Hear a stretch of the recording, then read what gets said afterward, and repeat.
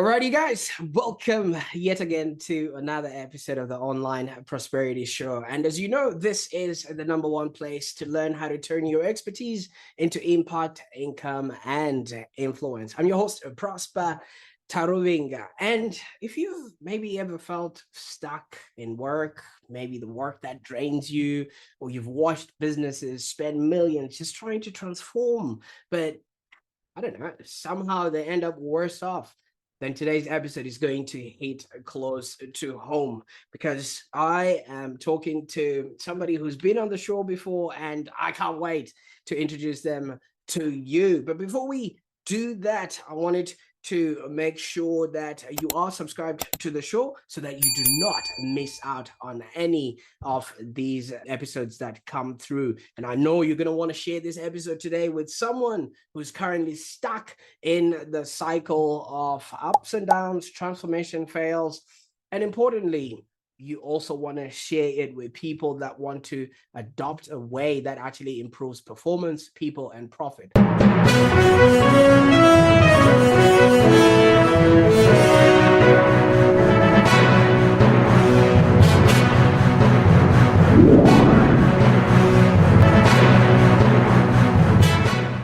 This is very exciting for me. I want to welcome back a returning guest, and it already tells you something about what's about to happen, And, when people come back to the show, it's not by accident. We usually ask people, what's next? What's coming up? What are you working on? And half of the time they tell us they've got a book in them, they've got a whole project in them, and then we ask them to declare to come back on the show. And obviously we've got one of those that have just come back, and she's not only just bringing value, but she's actually shifting perspective. Now, Melanie, welcome back to the show. Thank you. Thanks, Prosper. It's lovely to be here. And yeah, you gave me the shove that I needed, because the first time that we spoke, it was about my book Trust. And I made mention then that I had another book. I've got a couple of books in me, and that I was going to be writing a book on adaptive excellence. And it was more around change and transformation and how work could be better for people. And you said to me, well, if that's a book, you have to come back onto the show and launch it. So here's proof in point. Here is the book. And I'm back. So I'm very excited to talk about that, because I think at the moment there's a lot of heaviness. There's a lot of heaviness in the world. There's a lot of uncertainty. All kinds of things are going on, from wars. People are struggling to put food on the table, a roof over their heads. You've got AI. And although we've had AI for many, many years, it's now becoming more obvious that not all jobs are going to survive AI implementations. So with all of those sorts of things hovering over people's heads, yeah, it's a little bit of a scary sort of place. And when you layer that on top of, general challenges that happen at work, and most of my clients are medium to large scale businesses. Me, myself, I'm a solo pro, so I am a very micro business on my own, and going through the challenge of how can I scale what I know so that I can share it with as many people as possible. And my whole reason for being and my whole obligation is to make work better for people, because throughout the course of my career, I've seen brilliant, talented people really get stuck in organizations that don't serve them. So, you mentioned people, process, and technology. Those things have to work in harmony. And when they don't, people get frustrated. They start to feel either devalued or not able to deliver the best to their ability. And what starts out as I'm joining a company, I really think I can do something valuable and productive here, ends up becoming more like a paycheck, a tick box activity, where people are going home at the end of the day going, you know what, that really wasn't as productive or valuable as it could have been. And I think I might have said this on the show last time, is that we're human, and we really do crave two things. It's connection and purpose. And when we are connected and we feel purposeful, we feel valuable. And how can we provide those things to each other in a workplace, regardless of whether you're a small business or a large business? That's the common thread that binds us. So yeah, my book, Adaptive Excellence, it is how the best leaders and teams optimize performance and profit. Profit's not a dirty word. I actually think that if you are obscenely wealthy, you can also be obscenely generous. And that the purpose of business is to generate wealth. You know, whether that's health and well-being, whether that is financial wealth to be able to create more options and more stability for people. That's the purpose of being in a business, and part of that comes the freedom that we want for it. And that freedom isn't always something that's given. You see a lot of people trapped in their businesses, from small all the way through to even large enterprises. One of the last companies I ever worked for, they had a 50% turnover of staff within the first 12 months. Yeah, yeah. The look on your face says it all. I was equally shocked. And yeah, look, some organizational cultures, they're a fit for some people and not for others. But a 50% turnover of staff, like every 12 months of hire, like that's pretty extreme. They are hemorrhaging money. They're hemorrhaging the ability to be able to have a really good, sustainable, solid business. And their corporate knowledge is just flying out the door. So the value then of what they could be delivering through really great quality services, sustainable services, they're spending a lot of money onboarding and recruiting people all the time. And that becomes because there's a lot of dysfunction. So adaptive excellence in itself, it's a discipline. It's a discipline to make sure that we are incrementally improving how we work each and every day. And Mm. that takes more than, that's not about motivation. It's not about communication. It's not about training.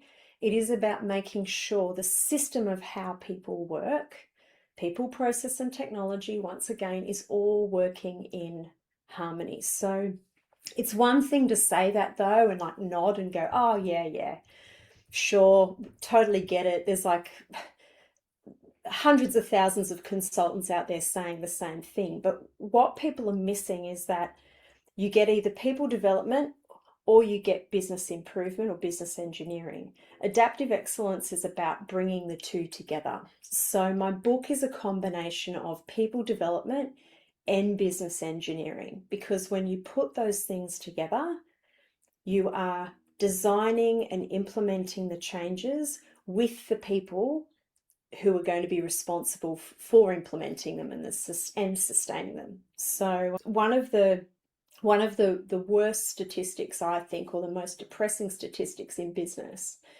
is that you see millions and billions of dollars every year being spent on change and transformation efforts, because everything's constantly changing, right? And just because we all know that it's changing doesn't mean to say that we're going to be good at it.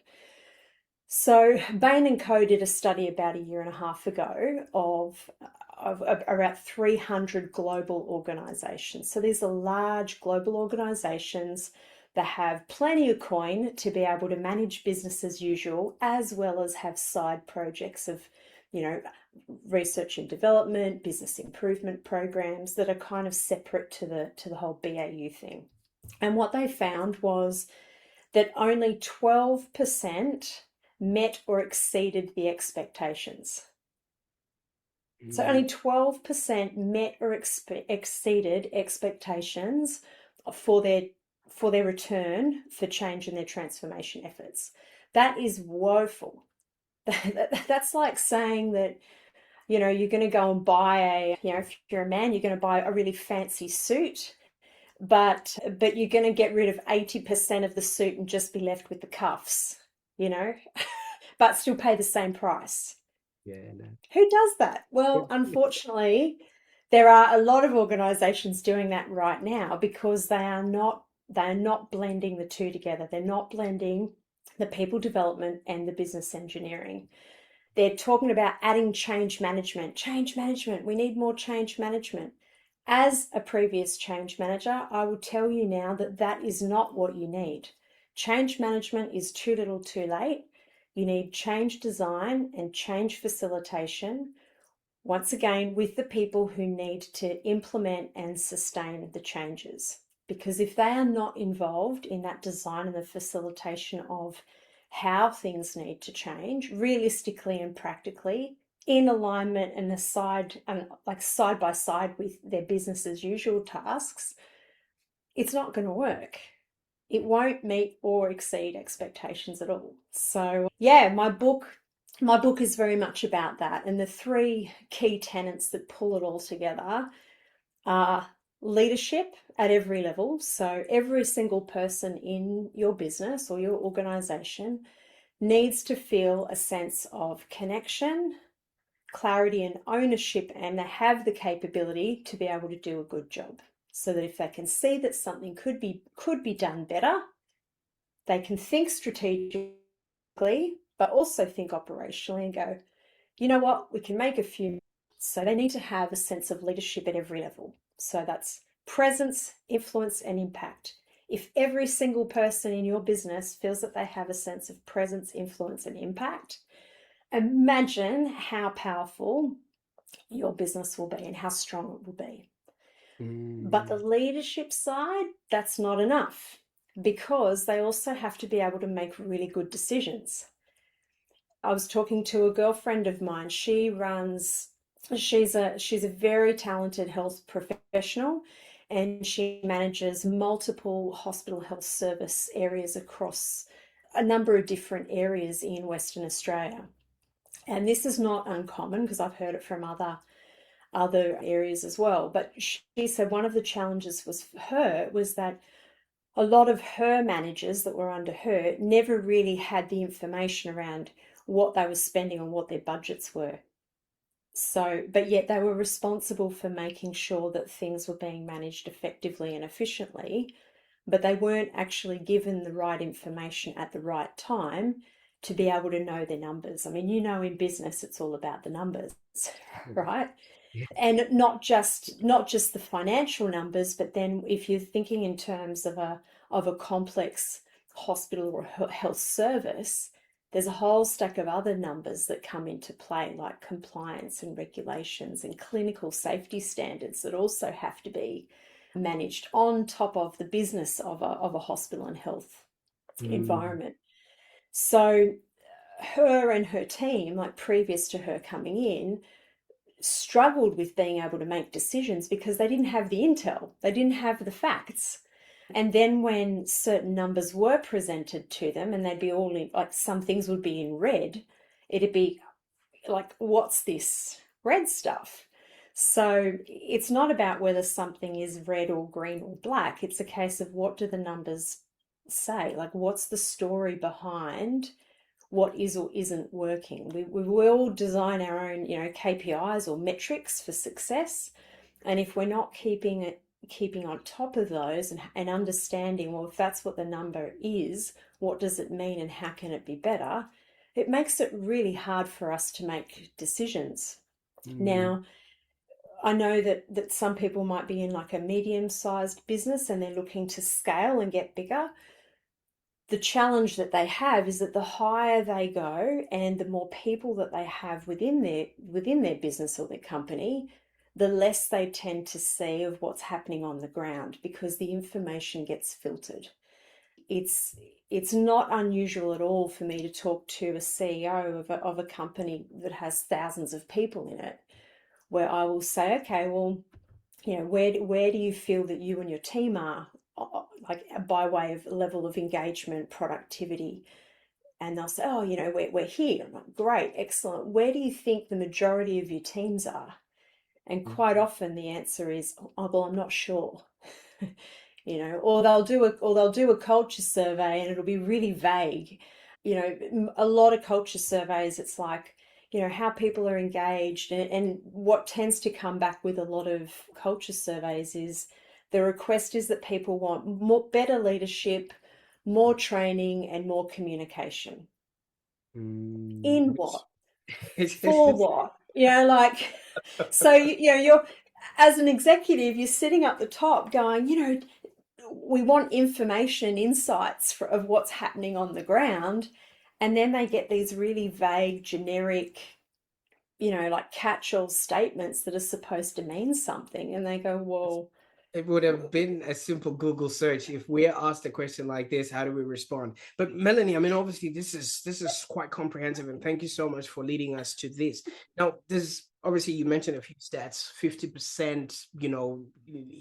The retention rate that was happening at that particular business in and of itself. That means at any yeah, given moment, there's always a new person. So that obviously influences the culture where nobody can yeah, learn the previous people. But I also wanted to extend this a little bit out yeah, because the culture we live in, Melanie, not a lot of people are loyal to their electricity. Nobody's loyal to their postcode. Nobody's loyal to just about anything else. Is that not what is now? People are just taking on because back in the time, people would work 60 years, get a watch, but now nobody does that. And people don't mm. exactly feel like they need to hold on to whatever places they're in. I just heard that come through while you were talking. Yeah, I think that's a really great point. I mean, when my dad was working, Yeah. it was like you get a job, you stay in the job, and you hold on to that job for most of your career. Or if you're not staying with the job, you'll stay in the company, and you'll climb the ladder or go through different options all within the company. But now it's not unusual at all for people to have, you know, multiple different career shifts, multiple different organizations. It's not uncommon now to talk to people, and they often will say, "Oh yeah, I like to change, jobs or change employers every couple of years." So, I mean, even when I think in terms of my own journey, I've worked across 13 different industries now, and I've had at least 7 major career shifts, at least 7, and I'm 50, right? So that was unusual. Probably about 10, 15 years ago, it was unusual to be my age and say that, because it looked like I was always a flight risk. On average, I was changing jobs or changing organizations every 18 months to 2 years, because for me, I would get bored, and I love learning on the job. So if an employer wasn't giving me something that I could grow with or learn from, it'd be like, well, like what else is there? So, this generation in particular, and I've got a daughter in her mid-20s. I've got a son who is mid-teens, and both of them, even now, like when I see them and when I talk to them, I can see that for them, they're going to want to be challenged in a way that's going to grow them as a person when they get into jobs and when they get into roles. If they don't, well, then they're likely to set up and establish their own businesses as a way to do that. But the world needs employees just as much as it needs, business owners and growers. And if we don't look after employees, if we don't find ways to attract people to our businesses in a way that they can be connected with and go, wow, I really love and I stand for what services or products this business is producing. I feel like it better the lives of other people or the planet. Yeah, it's going to be hard. It's going to be hard to find employees, because there are so many options now to be able to go and create your own business. There are so many other options available to go, well, you know what?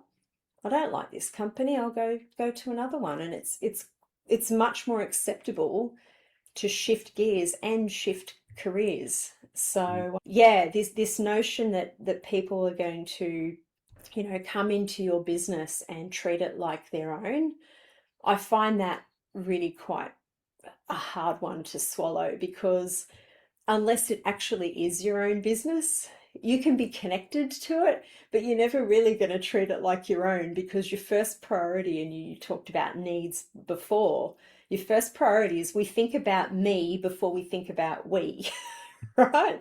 Hence the, what's in it for me? Like Mm. that is the reality. Even the most altruistic person on the planet is going to get a feel good kickback from giving something, right? Mm. So yeah, unless we get ourselves sorted first, it's very hard to give and be of service to others. And why I'm so focused on improving the employee experience, and I'm not talking about, you know, surface level giveaways or, breakfast morning teas or any Oh, of that wait a kind of minute. I stuff. thought the pool table in down the hall. No. Oh, look, would you believe that there were like game tables and there were fun looking things in that organization that I worked with that had the high turnover rate? They had a lot of that fun sort of stuff sitting around. Oh, And they had a couple of good things, but the problem is that the good things were never enough to outweigh the friction in mm. everyday work. So whenever there is friction in how we're doing a job, it just drags people down. You give them The, enough the beanbags friction. got flatter, huh? Exactly, exactly. Like there's no more beans in the bag. It's just like a bag. And the thing is, when you come into a business, you're sold on the bean bag, right? It's You like, know, whoo, you, yeah, this yeah, is great. yeah, And then you get in and you go, ah, yeah, this isn't as comfortable as it looked in the brochure. And yeah. I really connected with the people in the interview, and they were amazing, and we loved each other at hello. But then as soon as I came to work and, we started getting into actually having to do the jobs, we You were know how treading on each other's toes. I liken that scenario to, have you ever been to like a resort, and then when you show up at the resort, it's usually on a really hot day, they give you a white towel and the tastiest drink that they have. I Yeah. always ask them, is this drink going to be there tomorrow at breakfast? Because if it's not, don't tempt me, because I'm going to be, yeah. That's exactly what it's like. So, I mean, we could talk all day about, the war for talent, but that is real, like the war for talent, the war for our attention is Yes. as real as it's ever been. So, when we think in terms of how much we're now being gamified through our phones, through social media, through all of these things that promise, instant hits, it's we've got to be even more solid when it comes to what's the experience of what like to work for in like what it's like to work in your business and for your business. And if your employees are more productive and they are feeling like they can get a really great job done, they're going to have a sense of pride in what they do, and that will absolutely benefit your bottom line. So it is Mm. about reducing friction, reducing waste. So it's one thing to focus on the leadership stuff. The next thing is about, are you giving people the right information so that they can make smart decisions? How many times have we seen great ideas go and get kicked off into projects or programs, and in actual fact, they weren't that great of an idea? Once there was a little bit more rigor done, if you think in terms of like a car, you see the car and it's a beautiful, shiny sports car, and you pop the hood and you go, yeah, the engine looks really nice and shiny too. I really like that. It's going to be great to drive. And then you get into the car and you turn the ignition and it just goes, Yeah. You're like, something's not quite right there, right? So the great idea of the drive, the great idea of what looks good isn't necessarily great when it comes to comparing that to what's currently happening in delivery. is that So, what you call the healthy obligation then? Is because that's something ah, that talk about, yeah. well, the obligation is about making sure that people can be as productive as possible in an energized way at work, right? So my obligation is to share what I've learned over the years through people development and business engineering to show people how they can make work better for them. not just for them, but for their business and for everybody in it. So it's sort out leadership at every level, find ways to make sure that people are in a good space. The second one is make sure that they can make well-informed decisions. So don't be hiding the type of information that they need to be able to give you the red flag. Don't allow for that information to be so filtered that it doesn't make sense and it just becomes this vague solution, as opposed to something that's very focused on addressing a challenge, or it's going to create value. So decisions for value. And then the third part of it is the delivery. So that's the how do your people, process, and your technologies work together in flow. So when you think in terms of that car analogy, it's I'm the person driving the car. I'm good. I know how to lead. I know how to drive. I've got all of the skills that I need. I've even got the vehicle that's ready for me. I can make some good decisions based on my expertise, as well as maybe what the dashboard is showing me, because it's giving me some feedback around whether I've got enough fuel in the car, what speed I'm going, whether or not there's any lights on the dash that maybe need my attention. I can make some decisions based off that. But the whole experience itself, the actual drive, it's all of those things working together. It's me working with the car, working with the technology in the car, working to the road, working to the directions, working to the environment around me that will determine whether I get smoothly from A to B in a safe way. Mm. And I'm going to want to get back in the car to go back home. So Yeah.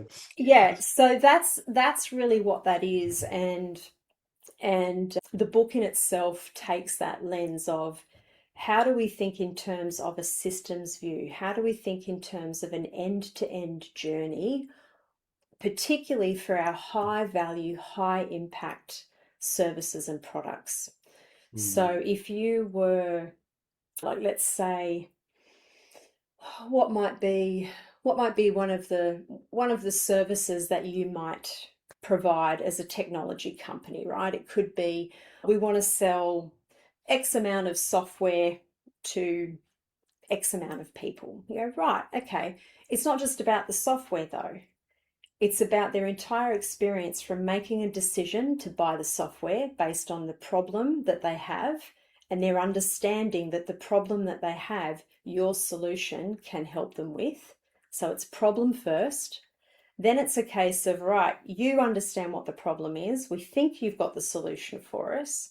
When we get in under the covers and we start looking at how we work, can your solution integrate with all of the other things that we currently do? Because it can't be a standalone.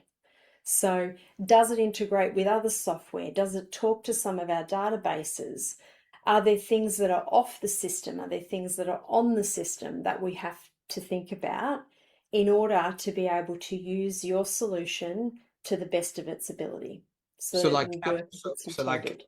right. So like Apple, you buy the computers, you buy the screens, you buy the watches, you buy everything and make sure that everything is speaking to each other and That's right. it's not that whole not my circus, I mean not my circle, not my circus, not my monkeys, where Yeah.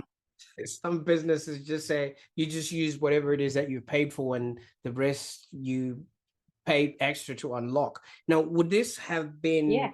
what happened in that government project that failed with about 300? Oh, that one, that was massive. Yeah. So the big government, so that was a big government project. It was there to transform the enterprise resource planning software for the whole of the government nationally. And there were multiple solutions that were already in existence across multiple different government agencies, right? So, you talked about Apple, but imagine having Apple, then you had Android, then you had something else, then you had some legacy systems, you had things that were built and managed in house, then you had some cloud solutions up here, and then you had Excel spreadsheets over here, then you had different processes and practices of everybody doing the same type of function but in a slightly different way. They were trying to standardize and streamline all of that. Now, that's challenging even in one business or one company. But can you imagine standardizing that for something that impacts well over 150,000 employees? That's a lot. It's a lot. Now, the reason why that program failed largely is because they thought of it as a digital transformation, because it was all about, well, we're buying new software that's going to give us this solution, it's going to make all of this amazing, right? But the thing is, it wasn't just a digital transformation, it was a business transformation, because the way in which people had to work in order to be able to adopt that technology had to fundamentally change. And they ignored that. So, despite multiple attempts at telling them and showing them how the business needed to be, I guess, re engineered slightly differently, so that the way in which those transactional services like procurement, HR, payroll, travel, all of those sorts of fundamental things that generally aren't really that complicated. They're pretty standardized if you think in terms of, it's an end to end sort of journey. They didn't approach it like that. They didn't, there wasn't enough empathy across each of the departments to say, well, this is going to be a major shake up for how your people need to now perform their roles. Did that They, threaten their positions as well? Because if certain things are going to change, then that means maybe they're no longer needed, or they're going to have to exert a lot of calories to do what yeah, they. absolutely. I'll tell you now that transformation is hard, and anybody that tells you that it's easy is lying to you and they've never done it. Wow. It's right. Transformation is hard. And if you pretend that it's not, you're an idiot. I can't be more blunt than that. But it can be, it is possible, and it can be practical. And that's my whole remit. Transformation can be done, and it can be practical. But that practicality is about, well, how do you break it down into realistic bite-sized chunks and incrementally improve things as you go? Because if you think in terms of transformation, it's multiple changes. It's multiple changes over time. And even when I meet people and they go, "Oh, I love change." It's like, No, you you don't. know what? The only people who love change are the ones where they have absolute full control over the change, and they know with 100% certainty that they're going to benefit from it. Because remember, change is about me before it's about we. And if it's good for me, So, chances are it'll be okay. so I was onto something when I mentioned the Maslow's hierarchy of needs, right? Because it does have to start at a base level of, am I going to survive? And pretty much after that, will this increase my status? And after that, that's when somebody would then say, okay, yeah, you can bring in whatever it is that you're bringing to the table.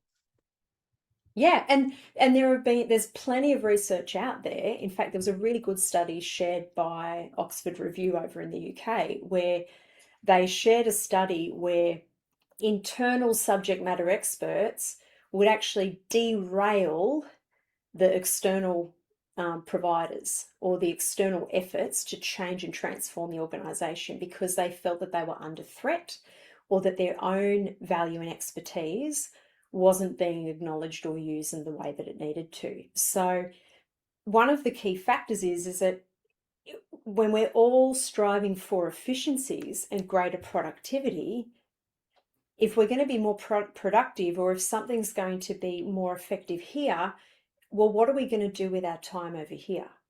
So that's a very real conversation that has to be had, because if you are re-engineering your business or improving your business practices and processes, you're going to create more capacity or space for people to do other things. But you've got to work with them around what those other things are. You can't just say, oh, we're going to take away the low value tasks. Now, let's say you and I we had a particular job and we were loving it. We've all met those people. They love their spreadsheets. They love all of their complexity. They've spent 5 years building something up as the expert in who knows what.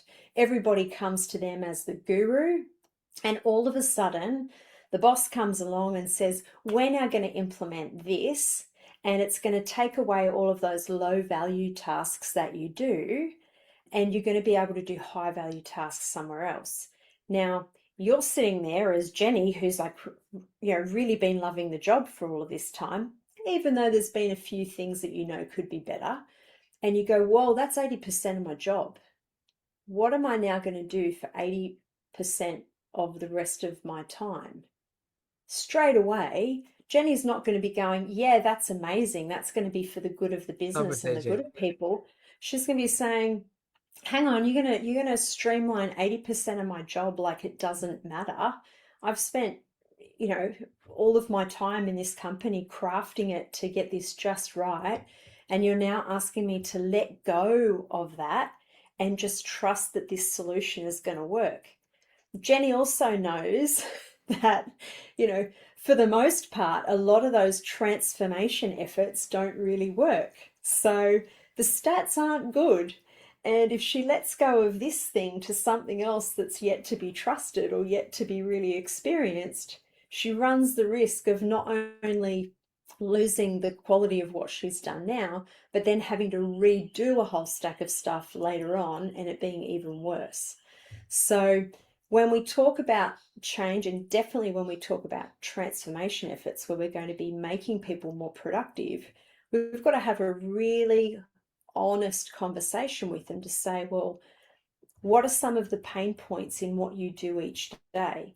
How can we reduce the friction, reduce the rework so that you can be more productive and do higher value tasks? Because what you are doing is valuable right now, but we know that you can be even more, because think in terms of what I said earlier around how do we grow people, because people do get bored, even the ones that like to be stable and they like same every day, we still like to have some kind of a higher value or a higher purpose attached to what we're doing each day. So that's where you would have the conversation with the Jenny of the world and say, okay, Jenny, well, if we could remove some of these pain points for you and you could design or craft a whole new service offer or a new role based around some of these problems that we have as an organization, how would that look? Straight away, Jenny doesn't see the problem of, I'm going to lose all my work. She starts to see possibilities. She said, well, actually, I've always wanted to provide a more of a full or a complete service over here for this group of people. It's like, okay, well, let's have a play around what that might look like, because in order for you to do this, which is the thing that you've really got in your head that's a great idea, there are some operational realities that we need to fix first. So one is we need to fix the bottlenecks, remove the rework, remove the friction so that we can free up your time so that you can be fully invested and creating something here that is going to be even more valuable than what you're currently doing. Yeah, that sounds great. And now what we've done is we've given her some control. We've put her in the driving seat, but we're sitting here as a passenger, Yeah, like we're sitting here as a passenger next to her going, yeah, you can drive this. I will sit here and I will back you all the way. But given you're the subject matter expert and you're going to need to drive it, what type of support do we need to build around you so that this can be incredibly successful? Oh, I'm not sure. Okay, well, who else do you know that's going to be that needs to be part of this? So then you start building in those other social networks, those relationships across teams that are already existing within the company so that you're strengthening and creating a better service or a better product together. And that's the thing that people don't quite know how to do. So my book is very much about providing really tactical skills to do that. So I've got a step-by-step model all the way through. So this is what I call my adapt and excel method, and it's all in here. So from, how do we think in terms of improving leadership? How do we think in terms of elevating the way that we make decisions so we can be more confident in our decision making? We can have more of an executive hat, even if we're at the operational level. How do we think more like executives that have operational grounding so that when we come up with some ideas, they've got really good rigor behind them and they're more likely to get approved or they're more likely to get funded. So all of those tactics are in this book very intentionally, because that's the bit that was missing when I was going through all of these other programs and change efforts that were either really mediocre or they were being abandoned completely, or they were failing. What were the bits that were missing? So I pulled all of that together and I said, here are the tactics, here's the playbook. So my obligation is to share what is in this with as many people as possible, because I know, and it's been proven, because I used global research and practical evidence-based approaches from things that were successful across the globe, and I've pulled them all into this book. Now, if even if all of those previous programs or organizations that I worked with where things weren't so great, even if they'd even implemented a third of what was in this book, they would be 33% or more productive and more profitable. Guarantee it. Because the conversations that I have, we measure all of them. We measure all of them. We measure all of the stuff that we work on, from where people are at now, where they want to go. Because we have such a systemized approach, like I said, adaptive excellence is a discipline. It's a discipline of incrementally improving every day. When you are doing that with the leaders and the teams that are responsible for those changes, it's so powerful and it's so easy to get those gains. And it's totally scalable, because what you're doing is you're building the business foundations and you're strengthening them from the inside out. You're not just kind of throwing stuff hoping that it sticks, or you're not just being sold the latest and greatest tech solution or app without having the rigor of the thinking to go, well, how's this going to impact our entire ecosystem? Is it going to make it better, or are we just adding another bolt-on thing that's going to create more complexity or noise? And yeah, it is very much about integration. How do we integrate things so that they function properly? Absolutely. So yeah. Thank you so much. Now, Melanie, for work, does one have to be a certain character, or because there's so much that is going to be involved in bringing this together? And some people might say, oh, I'm naturally an introvert and I don't think I'm able to bring out what it is that is sort of required in the space that is required. Maybe people won't necessarily listen or follow through, or things like that. Is that a prerequisite for somebody to be, in order for them to make this adaptive and excellence come to life?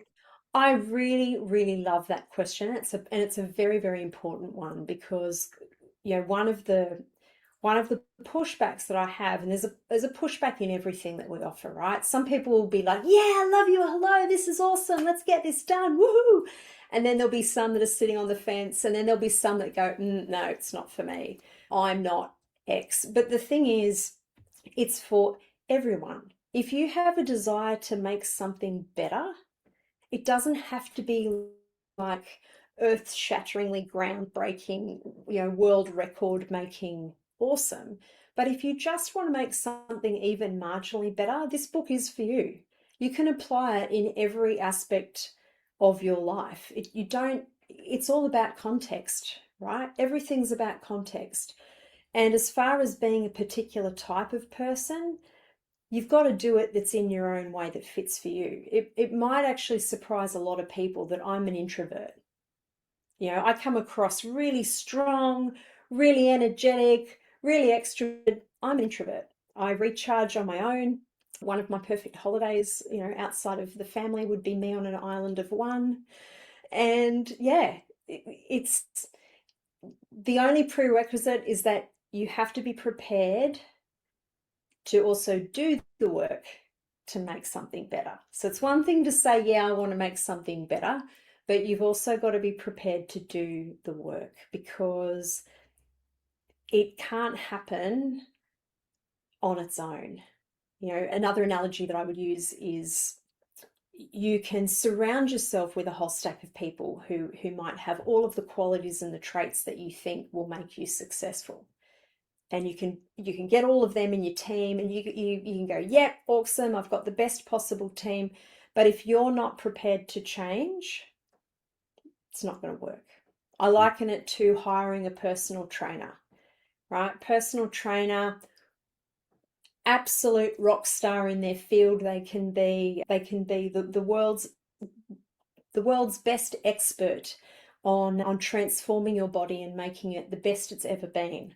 But if you're going to still sit on the couch and eat buckets of KFC, never get off the couch and do any kind of exercise, and you're not going to, follow a decent, sleep routine to be able to rest and recharge, to have the energy to go and do the workouts the next day, and you can't be consistent with those efforts, you're not going to get anywhere, right? So information is one thing, but implementation is everything.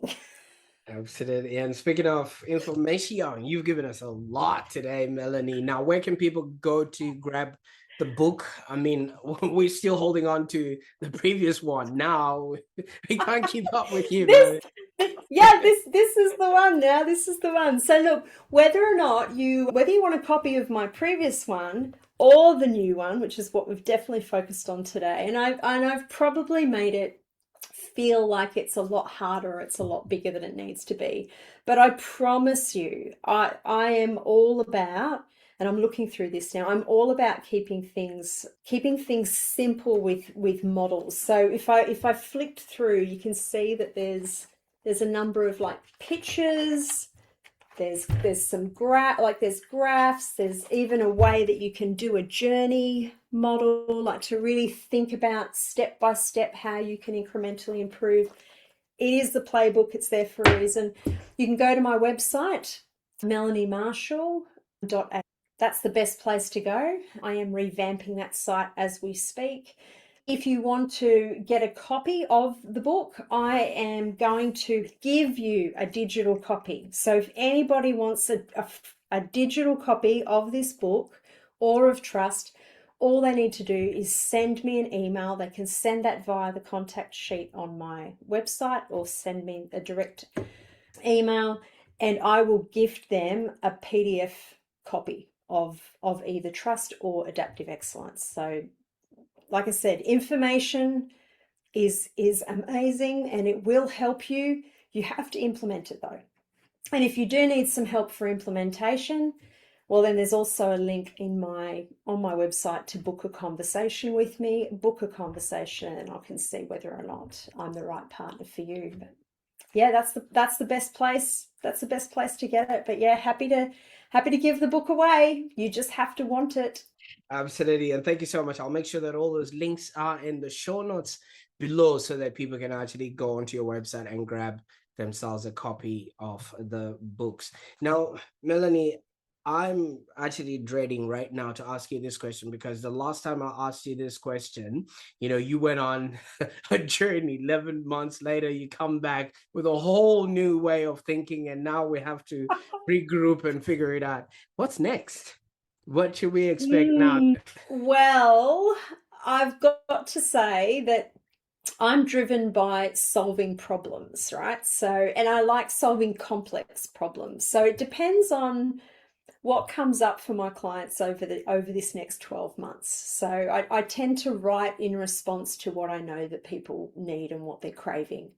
So it's hard for me to kind of go, oh yeah, I think it's going to be this. So we'll see. I think for that one, it'll just be, yeah, we'll see how this lands. I'm going to be pretty busy between over this next 12 months, not only helping people implement this and learn how to implement it themselves within their organizations. I'm also looking at providing a licensed training program so that if you are a learning and development specialist or an org development people and culture specialist, and you've already got an in-house team of people who could take what's in the book and then really provide that support in-house to do it, that's music to my ears. So I'll be focused on developing and providing a licensed training program off the back of the book, which is a curriculum in itself. But yeah, as far as the 12 months after that, let's see what falls out of the tree when we shake it, and that'll be the next book or the next evolution. I can't be selling adaptive excellence if I don't adapt and evolve myself. So we'll see. Absolutely. Well, thank you so much. I mean, obviously, gracing us with your presence for this very second time. And obviously, just from what you're saying, we still can't get enough of you. This has been a powerful conversation. And if you notice, it wasn't just about business, it was literally about how we spend 80% of our lives, and most of the time we're working. So whether that time actually means something or produces something, like you say, profit for those that are enjoying it and purpose for those that are also receiving it, it's just one of those things. So thank you so much, Melanie, and I know this is not the last time we're seeing you on the Online Prosperity Show. I will see you again. Thank you very much for having me, Prosper, and thank you everyone for listening. We do this for you, so if we've given you some value today, please like, share Prosper's podcast, because it is a cracker, and we're here to serve. Thank you very much. Absolutely. You've heard it from Melanie herself. I mean, she not only listens, but she also comes to provide value. So if today's episode made you reflect and made you realize that, hey, there could be a better way to leave, work, and actually enjoy the life that we live in, then don't keep it to yourself. I encourage you to share this episode with somebody who's just stuck in that limbo, in that cycle right now. And if you want more conversations that actually challenge the way you think about success, business, and life, then be sure to be subscribed to this podcast, and we'll definitely be on the way to helping you have a happier and more fulfilled existence. So if you've noticed, I think Melanie has just really shown us that something very powerful today. You don't necessarily need to a complete overhaul to change your life or your business. You just need the right shifts in the right places. So this is my challenge to you who's watching this right now. What area in your work or in your life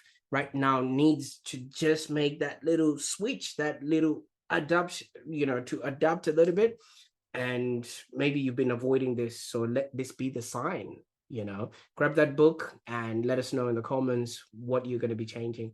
Until next time, bye for now.